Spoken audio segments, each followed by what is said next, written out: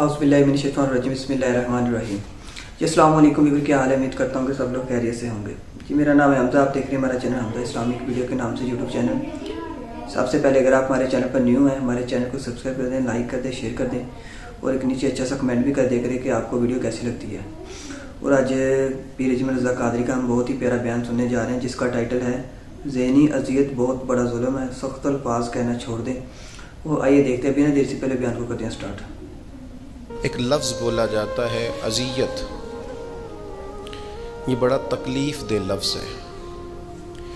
किसी शख्स को ईज़ा पहुंचाना, अज़ियत देना सुहाने रूह बन जाता है इंसान के लिए ये जुमला।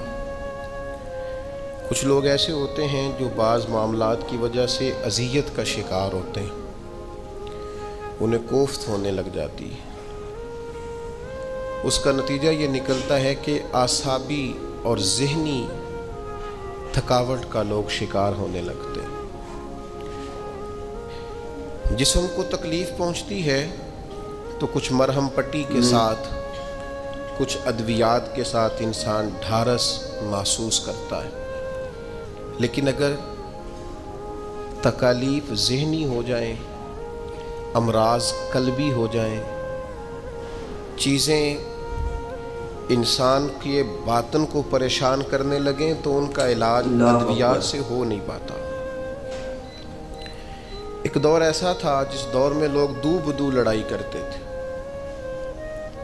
लेकिन उसके बाद जो सुलह करते थे वो भी दिल और रूह के साथ करते थे।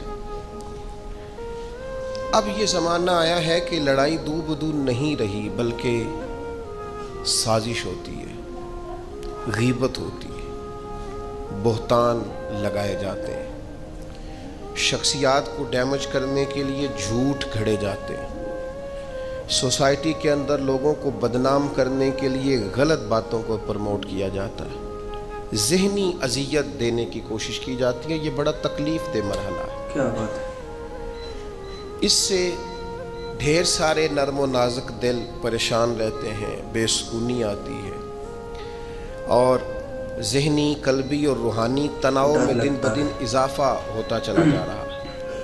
अल्लाह ताला ने कुरान मजीद में फरमाया, या अय्युहल्लज़ीना आमनू ला तुबतिलू सदक़ातिकुम बिलमन्नि वल अज़ा। फरमाया ए ईमान वालो, एहसान जतलाकर और ईज़ा देकर अपने सदक़ात को कहीं बातिल न करें। माशाअल्लाह। अपने सदक़ात बातिल न करो, एहसान जताकर, ईज़ा देकर, तकलीफ़ देकर। लोग जब किसी गरीब आदमी को कुछ देने के बाद एहसान जतला रहे होते हैं और उस पर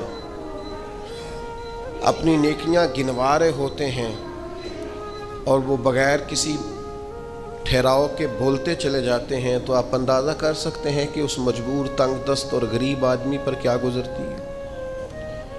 उसका दिल किन बेचैनियों, बेकरारियों और परेशानियों का शिकार होता है। लेकिन हमारे यहाँ तकलीफ़ देने वाले एक मिनट का भी वक्फ़ा करने को तैयार नहीं होते। अल्लाह के प्यारे रसूल सल्लल्लाहु ताला अलैहि वसल्लम ने 3 लोगों के बारे में इरशाद फरमाया, ये जन्नत में नहीं जाएंगे। निसाई शरीफ में ये हदीस मौजूद है। या रसूल अल्लाह सल्लल्लाहु ताला अलैहि वसल्लम कौन कौन लोग? एक फरमाया जो शराब का आदी हो, दूसरा फरमाया जो वालिदैन का नाफरमान हो, और तीसरा हुजूर फरमाते हैं जो एहसान जतलाने वाला हो। जन्नत में नहीं जाएंगे।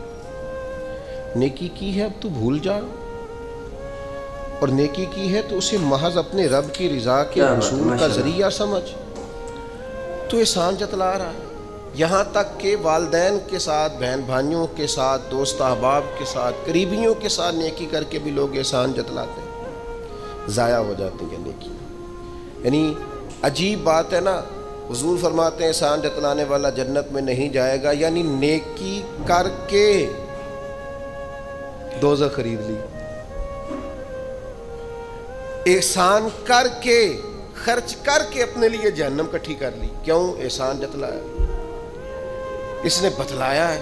यूं तो हर एक को शैतान से डर लगता है, اور مجھ کو اس دور کے انسان سے ڈر لگتا ہے، اور جس کی ہر بات میں پوشیدہ ہو نشتر کی چبھن. شاعر کا تخیل دیکھیے، نشتر کی چبھن، جس کی ہر بات میں پوشیدہ ہو نشتر کی چبھن، ایسے ہر صاحب احسان سے ڈر لگتا ہے. اس طرح کے احسان کرنے والوں سے خوف آتا ہے کہ اللہ بچا ان سے. کچھ لوگ اذیت دیتے ہیں، تکلیف دیتے ہیں، آزمائش میں ڈال دیتے ہیں. کسی کے گھر مہمان چلے گئے، آپ کو چند لمحوں کے لیے جانا ہے، تو آپ وہاں جا کر ایک بڑے زبردست قسم کے انجینئر کیوں بن گئے ہیں؟ یہ دیوار پہ کیا کام کرایا ہے، یہ کس سے کرایا ہے، یہ اگر آپ کو میں ایک بندہ بتاؤں، اگر فلاں سے آپ کام، بھائی آپ کو تو بطور مہمان بلایا گیا ہے، آپ کو کس نے کہا ہے کہ آپ کو انجینئر کے طور پہ دعوت دی ہے؟ آپ آئے ہیں، تشریف رکھیے، اور جتنی دیر آپ کو کہا جاتا ہے آپ بیٹھیے، اور پھر اس پر تبصرہ ہے، یہ فرنیچر کہاں سے لیا ہے، یہ قالین کہاں سے آیا ہے، اتنے سوال جواب. بعض دوست ایسے ہوتے ہیں جن سے کہنا پڑتا ہے کہ میرے بھائی آپ مہربانی کریں، ہم آپ کو نہ انجینئر سمجھتے ہیں نہ اچھا ڈیزائنر سمجھتے ہیں، ہم نے تو آپ کو ملنے کے لیے بلایا تھا، آپ آئیے اور جائیے. اور اتنے زیادہ تو مطلب وقت ہی نہیں ہے انسان کے پاس کہ وہ جائے اور اتنے زیادہ تبصرے کرے اور جا کے کسی کو تکلیف دے. پھر تفتیش کرنا، پوچھنا. اعلیٰ حضرت بریلوی رحمۃ اللہ لکھا حرام ہے یہ تفتیش کرنا کہ کسی کی کمائی حلال ہے کہ حرام ہے. آپ کیوں تفتیش کرتے ہیں؟ کس نے اجازت دی آپ کو جاسوسی کریں؟ آپ تکلیف دے رہے ہیں سامنے والے کو. کیا کرتے ہیں، کیا کماتے ہیں، کہاں سے؟ میرا رب ہے جس نے سب کے پردے رکھے ہوئے. اب کیوں ایسی حرکات کرتے ہیں جس کی بنیاد پر جناب کا ذریعہ آمدن کیا ہے؟ میرا ذریعہ آمدن یہ ہے کہ آپ دے جاتے ہیں تو میں کھا لیتا ہوں. آپ اپنا ذریعہ آمدن کی فکر کریں، آپ دوسروں پر کیوں اس قدر زیادہ بوجھ ڈالتے ہیں؟ اور پھر کھانا سامنے رکھا جاتا ہے، یہ میں نہیں کھاتا، تو آپ کو جو کھانا تھا گھر سے لے آتے، کیا ہی اچھا ہوتا. یہ میں ایک زمانہ ہو گیا جی میں نے یہ نہیں کبھی کھایا، تو کیا کھاتے ہیں آپ؟ مجھے سالوں بیت گئے ہیں سفر کرتے ہوئے، اور میرے ساتھ پوری جماعت نے سفر کیا ہے. ہفتوں میں گھر سے باہر رہا ہوں، کوئی ایک شخص نہیں، ایسا تو نہیں کہ ساری چیزیں طبیعت کو پسند ہوتی ہیں، لیکن کوئی ایک شخص نہیں بتا سکتا کہ کبھی میں نے کہا ہو یہ مجھے پسند نہیں، میں نے نہیں کھانا، لے جایا، یہ میری طبیعت نہیں. کیوں؟ میں ایک دفعہ اپنے حضرت صاحب کے ساتھ تھا، ایک جگہ پہ کھانا آیا تو میں نے گھر والوں سے کہا نمک دیجئے گا ذرا. تو صاحب فرمانے لگے بیٹا آپ نے وہ حدیث نہیں پڑھی کہ حضور نے فرمایا کھانا پسند نہ ہو تو چھوڑ دو لیکن عیب نہ نکالو. فرمایا کس موسم کے اندر انہوں نے کھانا پکایا ہے اور تم نے انہیں یہ کہہ دیا تمہیں نمک ہی نہیں ڈالنا آتا؟ فرمایا ان کے گھر کا ذائقہ ہے، وہ کم کھاتے ہو، تم تھوڑا زیادہ کھاتے ہو گے نمک، بعض لوگ ذرا کم کھاتے ہیں. بات تم نے یہ کس طرح کی حرکت کی ہے؟ وہ بیچارے جا کے پہلے وہ ڈانٹے گا کہ تم نے نمک ہی نہیں صحیح ڈالا، وہ نمک مانگ رہے ہیں، کیا ضرورت تھی؟ تھوڑا سا. وہ حضرت سلمان فارسی رضی اللہ تعالیٰ عنہ کے گھر میں مہمان آ گئے، آپ نے کھانا رکھا تو وہ صاحب کہنے لگے کبھی پودینے کی چٹنی ہو جاتی نا.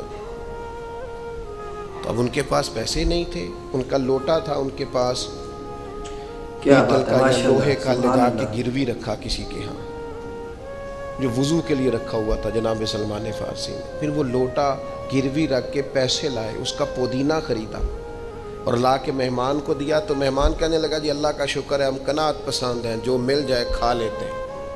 یعنی ایک تو یہ کہ پہلے فرمائش کر دی، پھر اس کے بعد نیک بننے کا ڈھونگ بھی رچایا. بھی کچھ لوگوں کا طریقہ ہوتا ہے وہ سارا کچھ کرنے کے بعد نا، یعنی 1.25 گھنٹے غیبتیں کرنے کے بعد کہتے چلو سانوں کی لگے. بھئی آپ 15 منٹ ہی رہ گئے تھے، 2 گھنٹے پورے ہونے لگے تھے، ساری تو کر لی آپ نے، اب پیچھے بچا کیا ہے؟ تو وہ کہنے لگے جی میں قناعت پسند ہوں، جو مل جائے کھا لیتا ہوں. تو حضرت سلمان فارسی ناراض ہوئے، جلال میں آ فرمانے لگے اگر تم قناعت پسند ہوتے تو میرا وضو کا لوٹا آج گروی نہ پڑا ہوتا. تم قناعت پسند ہو، اوپر سے جھوٹ بولتے ہو. لیکن تکلیف دینا، اذیت پہنچانا، ذہنی طور پر کسی کو ٹارچر کرنا. میری اب کبھی طبیعت خراب ہو جاتی ہے نا جی، تو چونکہ محبت کرنے والوں کی لسٹ لمبی ہے، طبیعت خراب ہو جاتی ہے تو میں بتاتا نہیں، کتنے دن خبر نہیں ہوتی. میری خواہش ہوتی ہے، پچھلے دنوں بھی ایک پورا دن ہاسپٹل میں گزارنا پڑا، میں نے بتایا نہیں، افواہ تھی کہ میری طبیعت خراب ہے، لوگوں نے پوچھ کر بیمار کر دیا. نئے سرے سے بتانا پڑتا ہے ہویا کی سی. اور پھر کچھ تو اتنے خاص محبت کرنے والے ہوتے ہیں کہ انہیں پوری ڈیٹیل چاہیے ہوتی ہے پس منظر سمیت. آپ حضور علیہ الصلوۃ والسلام نے فرمایا بہترین عیادت وہ ہے جو جلدی ہو. نہیں تھوڑی دیر کے لیے مریض کے پاس جائیں, یہ بہقی میں حدیث موجود ہے. بہترین عیادت, بہترین تیمارداری وہ ہے جو جلدی ہو. فٹافٹ آپ آئیں, تھوڑی دیر بیٹھیں اور چلے جائیں. اتنی تفصیلات, پھر 7 نسخہ جات, پھر یا کچھ لوگ تو ایسے ہوتے ہیں جو اتنا ڈرا جاتے ہیں بیمار آدمی کو کہ وہ جلدی فوت ہونے والا ہو جاتا ہے. اس کہتے ہیں فلانے کو بھی یہ مرض تھا بیچارہ, 4 بچے ہیں, فوت ہو گیا. آپ کو تو کہا تھا تسلی دیتے, مریض سے دعا کراتے, پھر ضد کریں گے, اصرار کریں گے, یہ کھا لیں, کھائیں گے تو اٹھیں گے, تھوڑا سا تو لیں. اللہ کے بندے, نبی کریم علیہ السلام نے فرمایا بیمار سے ضد نہ کرو, اسے اللہ کھلا پلا دیا کرتا ہے. تم ضد کر رہے ہو, اصرار کر رہے ہو, تکلیف دے رہے ہو, اذیت پہنچائی جاتی ہے. بڑے درویش آدمی تھے حضرت سری سختی, کبھی کسی سے سخت جملہ نہیں کہا. آپ بیمار تھے, ایک ساتھ تیمارداری کرنے آ گئے. آپ کا خیال تھا کہ وہ ہو گئی تیمارداری, وہ جائیں. کئی لوگ ان کے بعد آئے چلے گئے, لیکن بیٹھے ہوئے ہیں, جا ہی نہیں رہے. تو حضرت سری سختی رحمۃ اللہ تعالیٰ علیہ, اب بعض دفعہ مروت ایسی ہوتی ہے کہ بندہ اپنی زبان سے معزز آدمی کہہ نہیں پاتا, لیکن وہ چونکہ تکلیف میں تھے, سردی کا موسم تھا تو دروازہ کھلا رہ گیا. تو وہ صاحب کہنے لگے حضور دروازہ بند کر دوں, ٹھنڈ آ رہی ہے. تو فرمانے لگے کر دیجئے, لیکن اگر کبھی باہر سے کر دینا تو ذرا زیادہ بہتر ہو جائے. معنی یہ تھا کہ آپ تشریف لے جائیں, چلے جائیں نہیں کہتے بزرگ. آپ کچھ لوگ ایسے ہوتے ہیں انہیں رخصت بھی ذرا اعزاز کے ساتھ کرنا پڑتا ہے. آپ تشریف لے جائیں اور دروازہ باہر سے بند کر دیں تاکہ ہوا بھی نہ آئے اور آپ جیسا کوئی پکا مہمان دوبارہ بھی نہ آئے. تشریف لے جائیں, تکلیف نہیں دیں, اذیت نہ دیں کسی شخص کو کسی بھی طرح سے پریشان. ایک ہمارے ہاں اور بڑا مسئلہ ہے, میں تو مذاق کر رہا تھا. مذاق کیا ہوتا ہے؟ مذاق تو جاہلوں کا کام ہے. جب موسیٰ علیہ السلام کی قوم نے کہا کہ ایک شخص کا انتقال ہو گیا ہے تو ہمیں بتایا جائے کس نے قتل کیا ہے, تو جناب موسیٰ علیہ السلام نے فرمایا گائے ذبح کرو. تو ان لوگوں نے کہا آپ ہم سے مذاق کرتے ہیں, اتتخذونہ ہزوا, آپ ہم سے مذاق کرتے ہیں. تو فرمایا اعوذ باللہ ان اکون من الجاہلین, میں اللہ کی پناہ چاہتا ہوں کہ میں جاہلوں میں سے ہو جاؤں. مذاق کرنے کو جناب موسیٰ نے, قرآن مجید کا پہلا پارہ کہتا ہے جاہلوں کا کام کہا ہے. مزاح ٹھیک ہے, دل لگی ٹھیک ہے, یعنی آپ خوش طبی کریں. مذاق تو کسی کے عیب کا ہوتا ہے, تیری آنکھ کس طرح کی ہے, تیری ناک چپٹی ہے, یہ مذاق ہوتا ہے.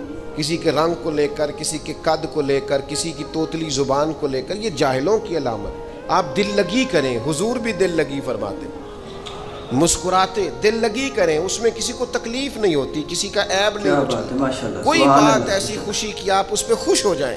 لیکن آپ یہ جو رویے ہمارے ہاں پائے جاتے ہیں یہ مذاق ہے, اور مذاق شریعت میں جاہلوں کی علامت ہے. حضور فرماتے ہیں قیامت والے دن وہ لوگ جو لوگوں کا مذاق اڑاتے تھے, تکلیف دیتے تھے, قیامت والے دن ان کے ساتھ یہ معاملہ ہوگا کہ جنت کا دروازہ ان کے لیے کھولا جائے گا, پھر بند کر دیا جائے گا, پھر کھولا جائے گا, پھر بند کر دیا جائے گا, پھر کھولا جائے گا, اور پھر دوبارہ. وہ کہیں گے یہ کیا ہو رہا ہے؟ انہیں کہا جائے گا تمہارے اس مذاق کی تمہیں سزا دی جا رہی ہے جو دنیا میں تم اللہ کے بندوں کے ساتھ کرتے تھے. تکلیف دیتے ہیں لوگ. یہ کچھ سال پہلے کی بات ہے, آپ کو پتہ ہے ہمارے ہاں کیپرل فول بھی منایا جاتا ہے, جھوٹ بولنے کا دن. ایک صاحب تھے بیچارے ہارٹ پیشنٹ, یہ پنجاب کا ہی واقعہ ہے. تو ان کو فون کر دیا کہ تمہارا بھائی ایکسیڈنٹ میں فوت ہو گیا, کسی نے مذاق کیا. تو بیچارے ہارٹ پیشنٹ تھے, خبر سن کے ان کو پھر ہارٹ اٹیک ہوا. اللہ اور بعد میں پتہ چلا کہ کسی نے مذاق کیا. بھائی تو بالکل ٹھیک ٹھاک, آپ کے ایک مذاق نے کسی کی جان لے لی, گھر اجڑ گیا, عورت بیوہ ہو گئی, بچے یتیم ہو گئے, اور آپ مذاق کر رہے تھے, تکلیف دے رہے تھے, آپ آزمائش میں مبتلا کر رہے تھے. میں نے ایسے طلباء کو دیکھا ہے کالج میں, مدرسے میں, یونیورسٹی میں, اسکول میں, جو بیچارے کسی وجہ سے کمزور تھے. کوئی ایسا معاملہ تھا, ان کا اتنا مذاق اڑایا گیا کہ وہ بیچارے تعلیم چھوڑ کے چلے گئے, گزارا نہیں ہو سکتا. ہر آدمی مذاق اڑا رہا ہے, اور بعض لوگوں کی غربت کا مذاق اڑایا جاتا ہے. ان کو کھاتا ہوا دیکھ کے مذاق کرنا, ان کا لباس دیکھ کے مذاق کرنا. ان کی سادہ پرانی اور دیسی گفتگو سن کے مذاق اڑانا، نتیجہ یہ نکلتا ہے کہ مایوس ہو جاتے ہیں لوگ، پریشان ہو جاتے ہیں۔ ایسا نہیں کریں، یہ تکلیف نہ دیں کسی مسلمان کو، اذیت میں مبتلا نہ کریں، ذہنی طور پر ٹارچر نہ کریں، آپ کوئی ایسا کام نہ کریں جس سے بار بار آزمائش ہو۔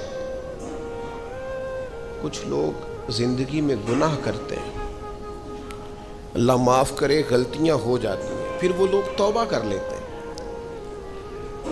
اور یہ توبہ اللہ کو اتنی پسند ہے کہ حضور فرماتے ہیں کسی کا اونٹ مال سمیت غائب ہو جائے اور وہ شخص ڈھونڈ ڈھونڈ کے تھک جائے اور مایوس ہو جائے، اور پھر وہ اونٹ اسے مل جائے، اسے اتنی خوشی نہیں ہوتی جتنی بندہ مومن کی توبہ پر رب کریم کو خوشی ہوتی ہے۔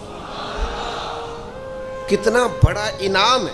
حضور فرماتے ہیں ہر شخص خطا کار ہے، پر بہترین خطا کار وہ ہے جو توبہ کرتا ہے خطا کار پر بہترین خطا کار۔ کیا بات ہے اس کی خطا کی، جو خطا کرتے ہی رو پڑا ہے، اللہ کے حضور توبہ کر رہا ہے۔ لیکن لوگ مذاق اڑاتے ہیں لوگوں کے گناہوں کا، وہ توبہ کر چکے ہیں، وہ چھوڑ چکے ہیں، وہ اس راہ سے ہٹ چکے ہیں، لیکن مذاق کرنا، مذاق اڑانا، تکلیف دینا، اذیت میں مبتلا کرنا۔ حضور علیہ الصلوۃ والسلام نے فرمایا کسی شخص سے کبھی کوئی گناہ کیا پھر اس نے توبہ کر لی، فرمایا جس نے دوبارہ اسے اس کا گناہ یاد کرایا، اللہ یاد کرانے والے کو سزا دے گا، مرنے سے پہلے پہلے یہ اس گناہ کے اندر مبتلا ہو جائے۔ مسلم شریف میں موجود ہے، اس کو سزا ملے گی۔ تو ٹارچر نہیں کریں، تکلیف نہیں دیں، ذہنی طور پر لوگوں کو اذیت میں مبتلا نہ کریں۔ اور پھر رشتے دیکھے جاتے ہیں ہمارے ہاں، تو اس قدر زیادہ مطلب آزمائش میں ہم لوگوں کو مبتلا کر دیا جاتا ہے، اس قدر زیادہ آزمائش میں ہمارا چونکہ دیہاتوں سے تعلق ہے، تو پرانی خواتین کبھی جاتی تھی نا رشتہ دیکھنے کے لیے بیٹے کا، تو ان سے کہا جاتا تھا کہ آپ کو وہاں رشتہ نہیں کرنا، تو کہتی تھی نہیں ہم نے نہیں کرنا۔ تو کہتے تھے بھئی آپ بتائیں کیا وجہ ہے، تو وہ کہتی تھی وجہ کوئی نہیں بتانی، اس لیے کہ میرے گھر میں بھی بیٹیاں ہیں، میں کوئی وجہ نہیں بیان کروں گی، میں کسی کی بیٹی کا عیب کیسے بیان کروں۔ لیکن میں نے اخبار میں اس بیٹی کا تذکرہ بھی پڑھا جو پچھلے 2.5 سالوں سے اس لیے مینٹل ہاسپٹل میں زیر علاج ہے کہ کوئی 50 سے زیادہ لوگ رشتہ دیکھنے آئے۔ کسی نے کہا ذرا چل کے دکھاؤ، تو کسی نے کہا ذرا بول کے دکھاؤ، تو کسی نے کہا کہ اگر قد 2 انچ بڑا ہوتا۔ اتنی تکلیف، اتنی اذیت، اور اس دین کے ماننے والے جو دین ہمیں سبق دیتا ہے کہ بیٹیاں اور بہنیں ہوتی برابر ہیں، وہاں یہ رویہ ہمارا۔ اور زیادہ تر ان لوگوں کا معاملہ جن کے پاس نیا نیا پیسہ آیا، نئی نئی دولت آئی، اب ان کو سمجھ نہیں آ رہی کہ وہ کیسے اپنے آپ کو زمین سے اٹھا کے آسمان تک لے جائے۔ خدا کے بندو، اس طرح کی اذیت، اس طرح کی تکلیف، اس طرح کا لہجہ جس سے سامنے والا نفسیاتی بوجھ کے نیچے دب جائے، یہ بندہ مومن کی شان نہیں ہے۔ کبھی بھی ایسا نہ کریں، اجلی اجلی سونی سونی صاف ستھری بات کریں۔ مومن کی شان یہ ہے کہ سب کچھ ہو سکتا ہے، پر مومن جھوٹا نہیں ہوا کرتا، وہ بددیانت نہیں ہوتا، وہ کسی کو تکلیف نہیں دیتا، اذیت نہ دیں، پریشان نہ کریں۔ گھنٹوں بیل بجا رہا ہے گلی سے گزرنے والا آدمی، لیکن صاحب گاڑی لگا کے چلے گئے، انہیں پتہ ہے دوسری گاڑی نہیں گزرے گی، لیکن وہ اذیت دے رہے ہیں۔ ایک چور اوپر سے سینہ زور، اگر وہ باہر نکلے ہیں کہ آپ کو جانا ہے اور سامنے گاڑی لگی ہوئی ہے تو وہ نکل کے کہتے ہیں کوئی آگ بجھانی ہے، آپ نے جا کے فائر بریگیڈ کی گاڑی پہ بیٹھے۔ نہیں جناب، آگ نہیں بجھانی، لہذا آپ آرام کریں، لگی رہنے دے گاڑی۔ پتہ ہے آپ کو نبی پاک علیہ السلام نے رستے بند کرنے سے منع فرمایا، رستوں کے نشان مٹانے والوں پر لعنت فرمائی۔ جہاں جہاں لکھا ہوتا ہے نا لاہور اتنے کلومیٹر دور ہے، وہاں اشتہار لگا جاتے ہیں لوگ۔ آپ کو پتہ ہے یہاں اشتہار لگانا منع ہے، رستوں کے نشان مٹانے والے کو ملعون کا ہے حضور۔ تکلیف دے رہے اللہ کے بندوں کو، آزمائش میں ڈال رکھا ہے۔ نبی کریم علیہ السلام کے پیارے غلام اور امت کے لیڈر سیدنا عمر فاروق رضی اللہ تعالیٰ مکہ مکرمہ تشریف لے گئے تو پتہ چلا ایک سردار نے روڑے رکھ کے اپنی گلی میں کچھ جگہ اونچی کر لی ہے, لوگوں کو گزرنے میں تکلیف ہوتی ہے. یہ حضرت عمر ہے, انہوں نے یہ نہیں کہا کہ مجھے عالمی مسئلہ بتاؤ, گلی محلے کا کیس میں سنوں, جاؤ بلدیہ والوں سے بات کرو. یہ نہیں فرمایا کہ جناب ایک سردار نے گلی میں پتھر رکھ لیے ہیں اپنی کسی سہولت کے لیے, لوگوں کو تکلیف ہوتی. جناب عمر درہ لے کے گئے, سردار کے دروازے پہ دستک دی, مکہ مکرمہ میں تھے حضرت عمر, وہ باہر آئے, فرمایا روڑے تم نے رکھے ہیں؟ جناب میں نے رکھے ہیں. فرمایا اٹھانے بھی تمہیں پڑیں گے, نکلو باہر, تم نے اللہ کے بندوں کا رستہ کیوں روک دیا, اٹھاؤ انہیں لے کے چلو. یہاں تو عجیب حالت ہو گئی ہے. آپ کسی کو کہہ کے دیکھیں, اس نے ایک موٹر سائیکل گزارنی ہوتی ہے صرف, لیکن سارے آنے جانے والوں کا رستہ اس نے تھڑی بنا کے روک دیا ہے. اسے کیا لگے؟ اذیت نہ دیں, تکلیف میں مبتلا نہ کریں, اللہ کے بندوں کے لیے آسانی کریں. کوشش کریں ہمیشہ کہ اگر ہم کسی شخص کے ساتھ آسانی کر سکتے ہیں, سہولت دے سکتے ہیں تو اسے سہولت دیں. لیکن وہ ایسا عجیب معاملہ ہو گیا ہے آج کل کہ آپ کسی کو کسی ایسے معاملے میں سمجھانے کی کوشش کرتے ہیں تو وہ الٹا اس پر دلائل دیتا ہے. میں نے دیکھا ہے ذہنی تناؤ بڑھ رہا ہے, تفکرات میں انتشار ہے, لوگ پریشان ہیں, عجیب و غریب سا الجھاؤ ہے. تھوڑی دیر کی لڑائی کے لیے, تھوڑی دیر جیتنے کے لیے لوگ ایسی ایسی بات کر دیتے جو رات کو سونے نہیں دیتی آدمی. دیکھو حضور علیہ السلام نے فرمایا پہلوان تو وہ ہے جو غصے کے وقت اپنے آپ کو کنٹرول کرے, اپنے آپ کو کنٹرول کر لے. غصہ چڑھا ہوا ہو تو پہلوان ہے. کیوں ایسی باتیں اپنی زبان سے نکالتے ہیں جو دوسروں کے لیے تکلیف کا باعث ہوتی ہیں, جو اذیت ناک ہو جاتی ہیں, جن کو انسان پھر برداشت کرنے کی طاقت نہیں رکھتا. سیدہ عائشہ صدیقہ رضی اللہ تعالیٰ عنہا ارشاد فرماتی ہیں حضور کو جب بھی دو باتوں میں اختیار دیا جاتا, اللہ کے رسول آسان بات کو اختیار فرمایا کر. حضور لوگوں کو تکلیف دینا پسند, کبھی ایسا نہیں ہوا کہ کوئی مشکل حکم نبی کریم صلی اللہ تعالیٰ علیہ وسلم نے دیا ہو. آسانیاں پیدا کریں لوگوں کی, کوشش کریں ہمارا وجود کسی کے لیے بوجھ نہ بنے, ہماری طبیعت کسی کے لیے تکلیف کا باعث نہ بنے, ہمارے لب و لہجے سے, ہمارے اٹھنے بیٹھنے سے کسی شخص کو کسی قسم کی کسی تکلیف کا سامنا نہ کرنا پڑے. بے ضرر زندگی خوبصورت زندگی ہوتی, بے ضرر. میں نے پہلے بھی کہا تھا, پھر کہتا ہوں, کچھ داماد صاحب ایسے ہوتے ہیں کہ جو آ جائے نا گھر میں تو سسرال والوں کو مصیبت بنی ہوتی ہے. وہ کہتے ہیں چودھری صاحب آ گئے, بڑی تکلیف کا باعث ہوتا ہے وہ, اور وہ سارا کھانا پینا بھی کھاتا ہے, آرام بھی کرتا ہے, اور جاتی دفعہ اپنی بیوی سے کہتا ہے تیرے پیکے میری عزت نہیں کرتے.